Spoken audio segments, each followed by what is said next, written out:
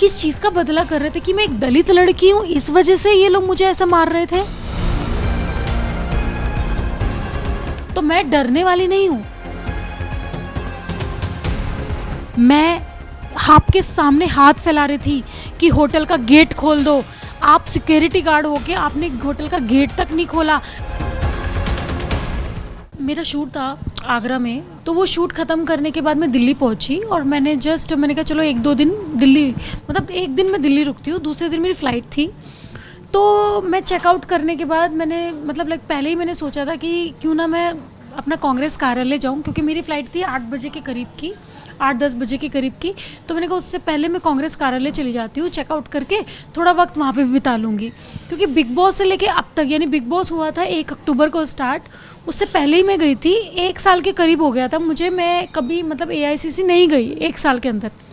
तो मैंने कहा चल के देखती हूँ क्या क्या चीज़ें चेंज हुई हैं ऑफिस में, कौन कौन आया है, और अपना ये अर्जुन जी जो हमारे अध्यक्ष बने हैं, राष्ट्रीय अध्यक्ष जो बने हैं, उनको मुबारकबाद भी दे दूँगी। और हमारा महिलाओं का 33% का आरक्षण बिल पास हुआ है, उसके लिए भी मैं मुबारकबाद दे दूँगी, क्योंकि सब लोगों ने उस पर ट्वीट किया और मैंने भी ट्वीट किया। तो मैंने कहा एक तरह से मेरे पास एक वो हो जाएगा कि चलो इसी बहाने मैं घूम भी ली, हाँ मुलाकात हो गई अपने साथियों से। तो ये बात मैंने पहले बता दी थी संदीप सिंह के ही राइट हैंड को, ठीक है, उसको मैंने ये बात बता दी थी कि कांग्रेस पार्टी के जो संदीप सिंह हैं, जो पीए हैं दीदी के, उनका पूरा नाम है ठाकुर संदीप सिंह। तो उनको मैंने बता दी थी, पीए जो प्रियंका गांधी जी के जो पीए हैं ठाकुर संदीप सिंह, उनके भी पीए हैं। तो उनको ये बात मैंने बता दी थी कि मैं जा रही हूँ। तो उन्होंने उनको बताया होगा, तो उन्होंने क्या किया, उन्होंने पूरा प्लानिंग कर लिया और रातों रात ही लखनऊ से औरतें मंगवाई गई मुझे, ये पिटवाने के लिए। और ये सब चीज़ें जो देखी आपने, वो मुझे नहीं पता, मुझे कुछ भी अंदाज़ा नहीं होगा कैसे, क्योंकि मुझे लगा मैं जस्ट कॉन्ग्रेचुलेशंस करने जा रही हूँ, और कॉन्ग्रेचुलेशंस करने पे आप मेरे साथ इस तरह से बदसलूकी तो नहीं कर सकते। मैं, आपने देखा होगा मैं गेट पे खड़ी हूँ और मैं फ़ोन कर रही हूँ, आते ही मेरे पे वो औरतें चढ़ गईं और अभद्रता से कोई बात नहीं हुई। मैं कह रही मेरी सुन तो लो, मैं तो कॉन्ग्रेचुलेशंस करने आई हूँ, वो मुझ पे चढ़ने लग गई है। वो अरे बट क्या हुआ, कुछ तो बताओ, मैं जस्ट नॉर्मली जा रही हूँ, मेरे को अलाउ तो करो। किसी ने अलाउ नहीं किया। उसके बाद में ये मेरे पे चढ़ती रही। मेरे पापा मुझे बचाते रहे और आगे चलते रहे। मैंने गाड़ियाँ रोकना चाहा, मेरे पापा ने गाड़ियाँ रोकना चाहा, किसी ने मदद नहीं की, किसी ने गाड़ी नहीं रोकी, मुझे गाड़ी में नहीं बैठने दिया। और बहुत ज़्यादा भीड़ जमा हो गई वहाँ पे, इतने सारे आदमी भी आ गए, मुझे समझ में नहीं आया कहाँ से आ गए। किसी की हिम्मत नहीं थी कि मुझे कोई बचा लो, क्योंकि वो सब के सब संदीप सिंह के नाम इशारों पर काम कर रहे थे। तो उन महिलाओं ने कुछ बात की, कुछ बोला आपसे, या डायरेक्ट आपको धक्का, उन्होंने मुझसे बोला कि यहाँ हम तुम्हें नहीं जाने देंगे, क्यों आई हो तुम यहाँ पे। मैंने कहा मैं कॉन्ग्रेचुलेशंस करने आई। उसके बाद में तुम पार्टी के लिए ऐसा कर रहे हो, ऐसा। मैंने कहा मैंने कब पार्टी के लिए गलत करा, आपने सुना है मैं अभी तक मैं यहाँ पे हूँ, मैंने कभी पार्टी के लिए कुछ गलत बोला हो, या मैंने प्रियंका गांधी जी के लिए, पूरी दुनिया इस चीज़ की गवाह है कि जब बिग बॉस में दीदी के लिए कुछ गलत बोला गया था तो मेरी तू मैं हो गई थी। उस पर भी मैंने एक स्टैंड लिया था, और मैंने अपनी चिंता ना करके कि मुझे बिग बॉस से निकाल दिया जाएगा, मैंने वो स्टैंड लिया। और उसमें था कि मैंने अपने नेता के लिए स्टैंड लिया। और बहुत बार ऐसी चीज़ें हुई हैं, जैसे कि वाराणसी में मैं थी, कांग्रेस के नेता है सबूत, जब राहुल जी के लिए किसी ने गलत बोला था तो मैंने उसको बहुत मारा था, और कांग्रेस के नेता ने ही मुझे पकड़ के लाए थे कि छोड़ो अर्चना छोड़ो, ये बोलते ही हैं। तो मैं अपने नेताओं के लिए इतना स्टैंड रखती हूँ, क्योंकि मेरे सामने अगर कोई मेरे नेता को गलत बोलेगा तो मैं बर्दाश्त नहीं करूँगी, और मेरी पार्टी के लिए भी। तो सबको पता है कि मैं अपनी पार्टी से कितना प्यार करती हूँ, और आज भी मैं अपनी पार्टी की हूँ, कांग्रेस पार्टी की हूँ, और हमेशा रहूँगी। आप समझ रहे हैं? तो मुझे समझ में नहीं आता ये संदीप सिंह को प्रॉब्लम क्या है मुझसे। इसने रायपुर में भी मेरे साथ बहुत गलत करने की कोशिश की, पर उस वक्त कोई सबूत नहीं मिल पाया, क्योंकि इसने सीसीटीवी फुटेज ही डिलीट करवा दी गई। और जो मेरे पापा ने एफआईआर करवाया, उसमें भी इसने वो एफआईआर छत्तीसगढ़ ट्रांसफ़र करवा लिया गया, यूपी में ट्रांसफ़र ही नहीं रहने दिया, इसने खुद करवा दिया, क्योंकि ये अरेस्ट होता था। तो आप समझ रहे हैं, तो ये इसकी इतनी पावर है देखो अभी तक तो मैंने देखा नहीं है, क्योंकि मैं अभी जस्ट यहाँ पे आई कि मैं कल ही आई थी रात को। मैं अपनी जान बचा के, क्योंकि मेरे पास जानलेवा हमला था और उस टाइम पे मुझे समझ में नहीं आ रहा था क्या होगा। मुझे बस किसी ने बोला आके कान में, आप जल्दी से निकल जाओ, अपनी बेटी को यहाँ से निकाल दो, क्योंकि और भी भीड़ आने वाली है और उस बीच में आपकी बेटी के साथ कुछ हो भी सकता है। तो मैं देख नहीं पाई, पापा को बोला गया था, पापा देख नहीं पाए। पापा ने बोला बेटा जल्दी चल, बहुत सारी भीड़ आने वाली है, जल्दी चल। मेरे पापा रोने लग गए। मेरे पापा मतलब डायबिटीज़ के पेशेंट हैं, मेरे बुज़ुर्ग हैं, वो उनको लात घूंसे मारे गए।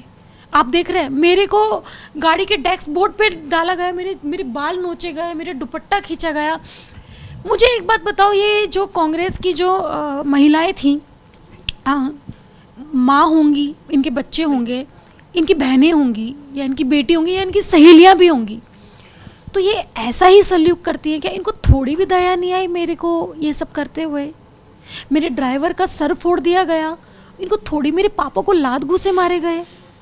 किस चीज़ का बदला कर रहे थे कि मैं एक दलित लड़की हूँ, इस वजह से ये लोग मुझे ऐसा मार रहे थे?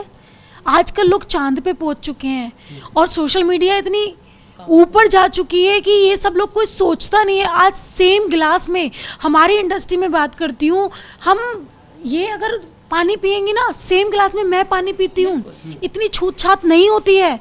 बट वो लोग कहाँ गए? वो आज भी वो लोग हैं। इतना जलन है उन लोगों से, उन लोगों को मुझसे। तो मुझे लगता है कि वो उसको मुझसे प्रॉब्लम नहीं है, मेरी कास्ट से प्रॉब्लम है, क्योंकि मैं दलित समाज से बिलोंग करती हूँ। तो ये सब चीज़ें उन्होंने दुश्मनी निकाली। और यहाँ तक कि जो औरतों को बुलाया गया था वो भी अलग ही थी, कोई मेरी समाज की नहीं थी। तो उन लोगों ने भी मुझे ऐसा खींचा, ये किया। किस चीज़ की दुश्मनी निकाल रहे हो आप कि मैं एक दलित समाज की लड़की आज इतना ग्रो कर रही है और उसको देख के लोग इंस्पायर हो रहे हैं? तो ये गलत चीज़ है, ये नहीं करना चाहिए। बट वो भूल चुका है कि जो हमारे बाबा साहब अम्बेडकर ने पानी के लिए भी लड़ाई की है, जो आज हम लोगों को राइट्स मिला है, और मैं वो मेरे पूर्वज हैं और मैं उनका खून हूँ, तो मैं डरने वाली नहीं हूँ। ये लड़ाई मेरी ख़त्म नहीं होगी। जो ये लोग धरना बैठ जाते हैं ना, दलित लड़की पे बलात्कार हुआ है और उसको पॉलिटिक्स का एक मुद्दा बना के धरना पे बैठते हैं, संसद में बात चलती है, ये चीज़ें चलती है, इसका असली चीज़ तो मैं बाहर लाऊंगी कि मेरे साथ हुआ है। मैं जिंदा हूँ, मैं मर जाती तो शायद आप लोग मेरे मरने की बात कर रहे होते। तो जब जिंदा लड़की के लिए आप कुछ नहीं कर सकते, तो फिर मरने वाली का भी परवाह ना करो, रेप वाली का भी आप परवाह मत करो, उसको छोड़ दो। फिर आप उस पर राजनीति तो मत खेलो। तो ये चीज़ मुझे बहुत बुरी लगती है। आप जिंदा लड़की के लिए कुछ करो ना। आज मेरे लिए कोई नहीं बोला, मैं भी तो दलित समाज से बिलोंग करती हूँ ना। मेरे साथ आप लोगों ने देखा रोड पे क्या हुआ है, आधे से ज़्यादा वीडियो डिलीट करा दी गई है, जिसमें उन लोगों ने मेरे बाल खींचे, मुझे मारा है, मेरे पापा को लात घूंसे मारे, वो वीडियो डिलीट करा दी गई है। तो आज कोई बड़ा नेता नहीं बोलेगा मेरे लिए, मैं भी तो दलित समाज से बिलोंग करती हूँ। तो इस चीज़ का मुझे डिसअपॉइंटेड हूँ, मैं इस चीज़ पे मुझे शिकायत है। और मैं अपनी पार्टी से, कांग्रेस पार्टी से मैं ये रखती हूँ निवेदन कि प्लीज़ एक बार मुझे बुलाया जाए और इस चीज़ पे कमेटी बैठाई जाए कि ये किसने किया है, क्यों किया है। क्योंकि ये लोग आपकी पार्टी को, हमारी पार्टी को बदनाम करने पे तुले हैं। और अगर ऐसे ही संदीप जैसे लोग हमारी पार्टी में रहेंगे तो मुझे लगता है कि जितनी आप मेहनत कर रहे हैं राहुल गांधी जी, जितनी आप मेहनत कर रहे हैं, सारी मेहनत आपकी पानी में मिल जाएगी। उसके बाद मैं जस्ट वेट कर रही हूँ। मैं एक आशा कर रही हूँ कि मेरे जितने भी वरिष्ठ नेता हैं वो मुझे कॉल करें, मेरे राष्ट्रीय अध्यक्ष को ये बात पता चले, राहुल गांधी जी को ये बात पता चले, प्रियंका गांधी जी को ये बात पता चले, सोनिया गांधी जी को पता चले, और वो वरिष्ठ नेता अपनी कमेटी बैठाएं और इस चीज़ की जांच पड़ताल करें कि ये किसने किया है, क्यों किया है। क्योंकि ये आपके ऑफिस के बाहर हुआ है और जो औरतें निकली हैं उनको मैं जानती हूँ, मैं नाम नहीं लेना चाहती हूँ, आपको पता है, क्योंकि वो महिला कांग्रेस से ही रिलेटेड हैं। क्योंकि देखो, पुलिस की मदद अभी नहीं लूँगी क्योंकि इसमें मेरी पार्टी की बदनामी है और मैं वो कोई काम नहीं करूँगी जिसमें मेरी पार्टी की बदनामी हो। मैं बस वेट करूँगी, उसके बाद कोई एक्शन नहीं होगा तो मैं फिर संदीप सिंह पे FIR करूँगी। मैं चाहती हूँ उसकी सज़ा कांग्रेस वाले ही दें। हाँ, उसकी सारा चिट्ठा खोला जाए, उसका पहले का चिट्ठा, उसने किससे कितना पैसा लिया, इलेक्शन में किससे कितना पैसा लिया, और जितने भी यूपी में जिला अध्यक्ष बैठे हुए हैं वो जाति के हिसाब से लोगों को बैठाता है। आप समझ रहे हो? जाति के हिसाब से अपने लोगों को, उसका एक सिस्टम है, तो जाति के हिसाब से, क्योंकि जातिवादी मानसिकता वाला इंसान है वो, तो जातिवाद के हिसाब से वो अपने लोगों को सिस्टम पे सेट किया हुआ है। दीदी के इर्द गिर्द भी और यूपी में भी पूरा सिस्टम उसने पूरा सेट किया है, तो ये बहुत गलत है और मुझे ऐसा लगता है कि उनको सिस्टम चेंज करना पड़ेगा। मैं तो बस यही कहती हूँ, बस इसे वो गनर मिला सरकारी इसकी सिक्योरिटी के लिए।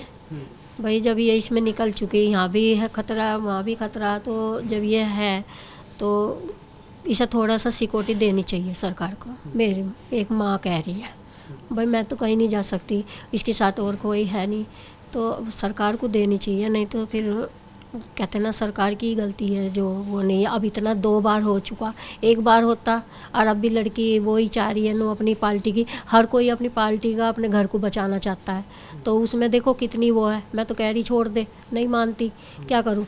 तो इस वजह से सरकार को सोचना चाहिए। क्योंकि आप खुद सोचिए, जो इंसान जहाँ पे हुआ है वो 10 जनपद बोला जाता है, वो भी उसको दिल्ली। अशोका रोड बोली जाती है, और वहाँ पे मिनिस्टर जनपद रोड बोली जाती है। मिनिस्टर्स रहते हैं, कमांडोज वहाँ पे पहरा देते हैं, और बड़े बड़े नेताओं का घर है वो।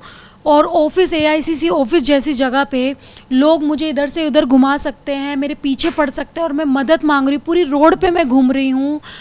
ऐसी जगह मेरे साथ ये बदसलूकी हो सकती है, तो कल को मैं तो किसी भी इवेंट में जा रही हूँ बिना बताए, जब मतलब बता के जा रही हूँ कि गाइस मेरा 1 तारीख को इवेंट है, मैं इस दिन फलाना दिन यहाँ पे पहुँचूँगी, 2 तारीख को 3 तारीख को मैं ये बोल के जाती हूँ, तो मैं तो कहीं भी सेफ नहीं हूँ। तो मुझे ये सोचना पड़ेगा। आज आपने देखा होगा कितने सारे एक्टर लोग हैं जिनका न्यूज़ आपको ये सुनने में मिलता है, हार्ट अटैक हो गया, उसका उसने सुसाइड कर लिया, और उसका खुलासा भी नहीं होता है क्योंकि सब चीज़ें दब जाती है।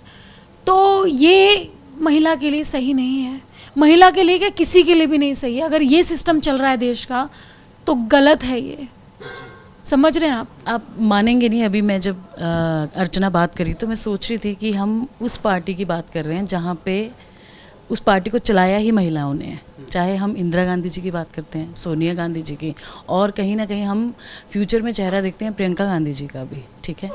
तो उनके साथ आज देश की बेटी हैं वो, है ना, और जो उनके साथ ये बदसलूकी हुई है बीच रोड में, पार्टी के कार्यालय के बिल्कुल सामने, तो आज मुझे लगता है कि ये समय है जब हम इसके बारे में बात करें कि उन्होंने भी जो इतने सालों से इंडिया को संभाला है, देश में जो है सुरक्षा प्रदान की है। आप सोचिए कि जो अगर आप उनका बैकग्राउंड देखते हैं पार्टी का, तो कहीं ना कहीं जान दी गई है देश को सिर्फ बचाने के लिए, ठीक है। बट आज उनकी पार्टी के सामने अगर ऐसा हो रहा है तो कहीं ना कहीं दीमक, मैं कहूँगी, आपकी पार्टी में आ चुकी है। मैं तो डरी बैठी हूँ। मेरा तो हादसा हो चुका मेरे ससुर का, पार्टी की करके आए थे, दारू में जहर मिलाया गया था मेरे ससुर के लिए। उस समय पे मैं वो मेरे दादा भी नरसिम्हा राव थे, तो मेरे साथ तो हो चुका। मैं तो उस चीज़ से भुगती बैठी हूँ। आज कौन था कमाने वाला, आज तक धीरे धीरे आई, क्या अब भी ऐसे ही चले जाएंगे क्या? हमें कहीं आगे बढ़ने का है ही नहीं। मेरी बच्ची फिर निकली है, तो भैया मुझे तो देखो सिक्योरिटी चाहिए। मैं तो सरकार से कह रही हूँ, मेरा तो पहले गया, मेरी इतनी हालत नहीं, मैं पत्ती डाल के कोल्लू में और अपने बच्चों को पाल ले, मेरी सास ने पाला। मेरी हालत ऐसी नहीं जो मैं बच्चे पालूँ, मेरी लड़की यही कमाने वाली है बस। मैं तो देखो यही है, मेरे को कैसे भी कर लो, मेरी बच्ची को सिक्योरिटी चाहिए बस। मैं सरकार से हाथ जोड़ रही हूँ, मोदी जी से, मोदी जी दो, क्या योगी जी दो, क्या यहाँ के बम्बई के दो, कोई भी दो, पर मेरी बच्ची को सिक्योरिटी देनी चाहिए। काफ़ी सपोर्ट मिल रहा है, काफ़ी दोस्तों के मुझे कॉल आए हैं, मैसेज आए हैं, क्योंकि वो लोग भी वरीड हो चुके हैं, और आधे से ज़्यादा लोग सपोर्ट कर रहे हैं, सब ट्वीट कर रहे हैं, सब इंस्टाग्राम पे डाल रहे हैं।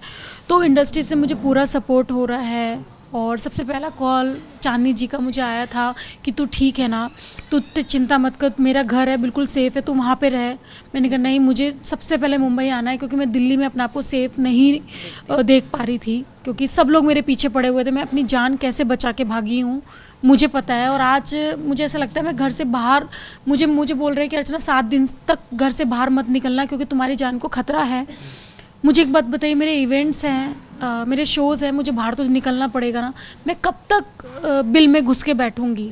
तो मुझे लगता है कि अगर आज मेरे साथ नहीं है ना ये, तो फिर आप छोड़ दीजिए। रेप केस होता है, आप उस पर राजनीति बना के बैठ जाते हो, मुद्दे बना के बैठ जाते हो, तो फिर उन लड़कियों पे भी राजनीति मत करिए, क्योंकि आप डिज़र्व नहीं करते हो उन लड़कियों पे राजनीति करने की। अरे उन लड़कियों के लिए कुछ करो तो सही।